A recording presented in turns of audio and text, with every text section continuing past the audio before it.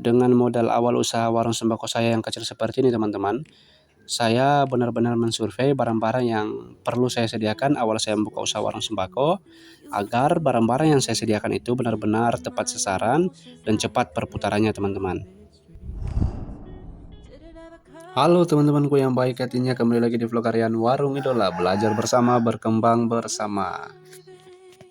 Seperti biasa teman-teman, saya mau sharing-sharing lagi terkait dengan usaha warung sembako rumahan saya. Dan saat ini saya lagi mau bongkar barang belanjaan saya yang baru saja saya belanjakan. Kurang lebih belanjaan saya saat ini yaitu Rp536.000. Dan saat ini saya mau bongkar-bongkar barang belanjaan saya ditemani dengan malaikat kecil saya, namanya Dianda. Dianda adalah anak pertama saya teman-teman. Nah, jadi ketika kalau saya pulang dari mana saja, dari kerja atau dari lain sebagainya, itu ketika saya datang selalu dijemput oleh dia. Dan rasanya senang, secapek-capeknya pekerjaan yang saya embani ketika datang ke rumah lalu dijemput oleh malaikat kecil saya ini, itu terasa pekerjaan atau beban apapun itu akan hilang seketika. Kita kembali lagi teman-teman di pembahasan persembakoan usaha rumahan saya. Saat ini seperti biasa saya mau merespon, ada satu teman yang bertanya, yaitu dari @sugiarto151. Dia bertanya, kakak modal awalnya berapa? Oke, saya jawab ya. Untuk usaha warung sembako rumahan saya, modal awal yang saya gunakan yaitu Rp2.300.000 teman-teman. Untuk modal Rp2.300.000 teman-teman, kalau di daerah saya di sini itu terbilang cukup kecil ya teman-teman. Karena memang harga barang di sini kan juga sangat ya luar biasa harganya ya.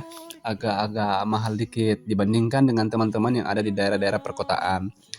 Jadi teman-teman, selain harga yang agak lumayan mahal, ditambah lagi dengan transportasi untuk mendapatkan barang juga itu cukup jauh teman-teman. Jadi kalau kita mau buka usaha warung sembako, itu agak kesulitan di transportasi. Jadi minimal kita mempunyai motor ya, transportasi roda 2. Kalaupun tidak, maka kita akan sewa kendaraan. Kalau kita sewa kendaraan ya butuh dana juga untuk menyewa kendaraan tersebut. Minimal kesediaan kita untuk menyewa kendaraan itu di bawah 300.000, 400 sampai 500-an teman-teman. Jadi kalau modalnya hanya 2 jutaan terus sudah sewa transportasi ya bisa habis modal awal kita teman-teman.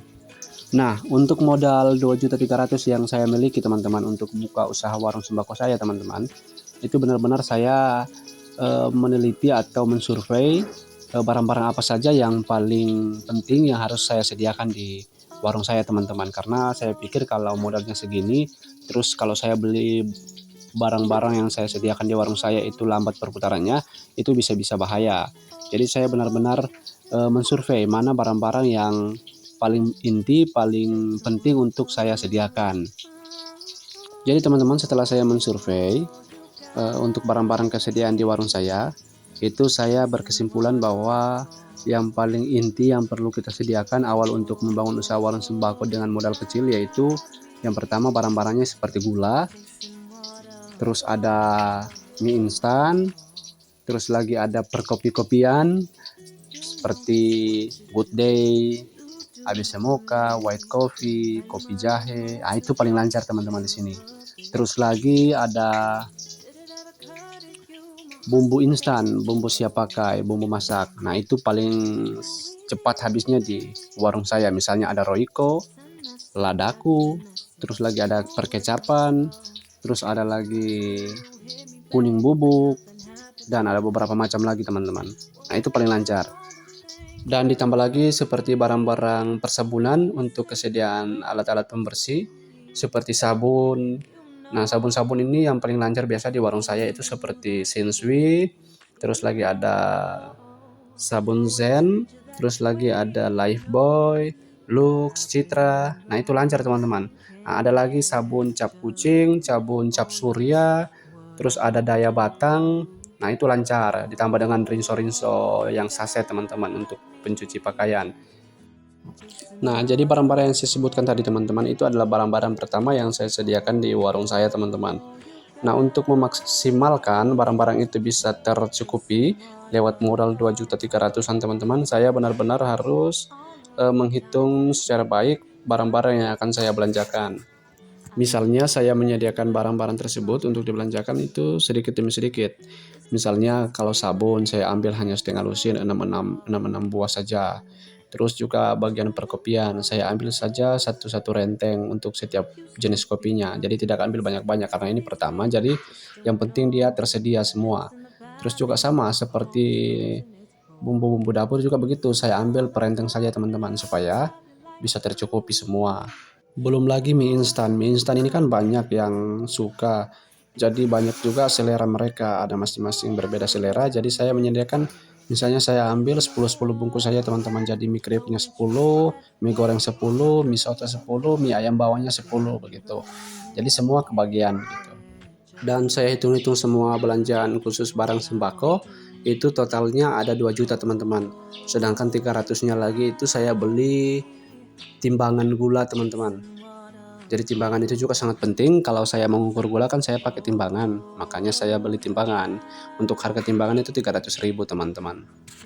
Nah itulah modal awal saya dan bagaimana saya menyediakan barang dengan modal seadanya. Memang teman-teman setelah saya sampai di rumah dan saya mulai menyusun barang-barang di rumah, saya agak sedikit gimana gitu karena barangnya sangat sedikit dan agak, katakanlah agak malu-malu dikit lah. Tetapi ya namanya juga proses. Saya menguatkan hati ya mudah-mudahan bisa berkembang dan ternyata luar biasa. Sampai sekarang masih tetap bertahan dan ada perkembangan ya sedikit demi sedikit. Intinya jangan pernah malu untuk kita berproses.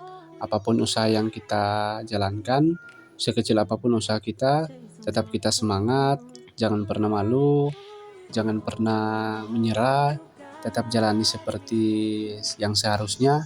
Percayalah berkat-berkat itu akan diberikan oleh Yang Maha Kuasa.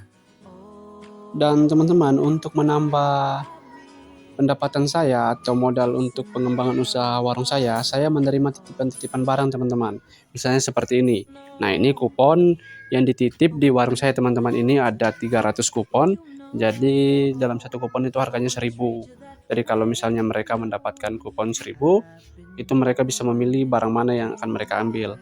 Nah dalam kupon ini teman-teman yang dititipi ini saya mendapatkan bagian 40.000 dari total 300 kupon itu teman-teman.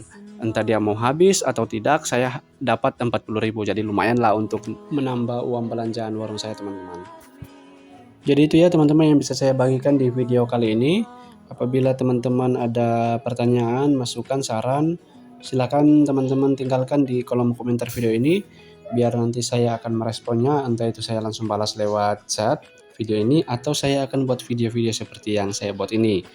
Dan jangan lupa buat teman-teman yang baru menonton video saya ini, bahkan yang baru berkunjung ke channel saya, jangan lupa untuk subscribe channel ini dan nyalakan lonceng notifikasinya supaya teman-teman bisa mendapatkan video-video saya. Oke, mungkin itu saya yang bisa saya sampaikan. Nanti kita ketemu lagi di lain waktu. Oke, bye-bye.